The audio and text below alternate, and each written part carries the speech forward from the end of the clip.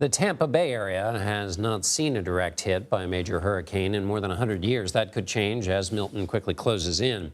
Tampa is still recovering from Hurricane Helene, which struck late last month. Milton, meanwhile, quickly developed in Florida's Gulf Coast earlier this week. It's expected to bring sustained winds of around 127 miles an hour by tonight. Andy Ross joins us now. He's the mayor of Terrace, Florida. It's a city located adjacent to Tampa. Mayor, your town's still recovering from Helene. How hard was the town hit? Well, we were very fortunate with Helene that we had some downed trees, but we didn't have anything like the devastation in South Tampa and over on the beaches.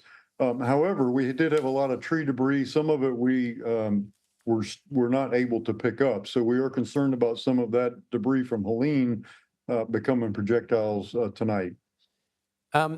Mayor, how do you deal with the crying wolf problem, which is that people hear stories about how bad it's going to be, and sometimes those stories are exactly right, sometimes they're not, or they miss a little bit. How do you deal with that, and how much of what you're hearing from your residents is people saying, "Oh, it won't be that bad, I'll stick around"?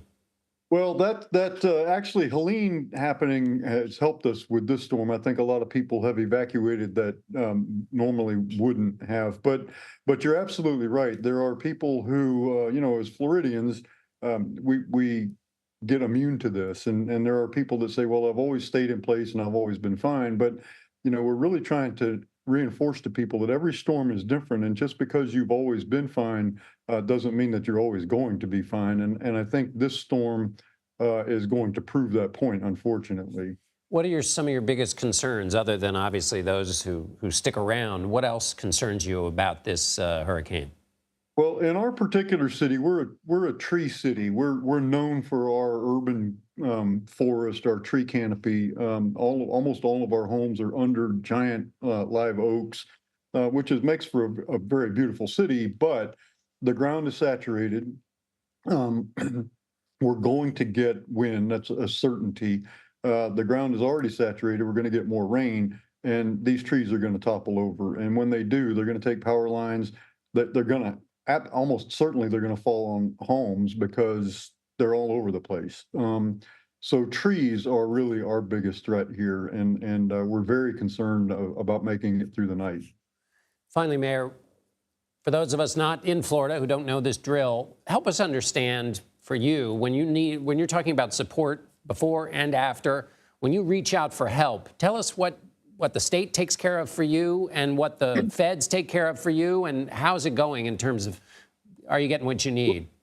Absolutely. That's a great question. I'm glad you asked it. And one of the things that we do very well here in the Tampa Bay area is work together. And I know a lot of communities say that, but we really do.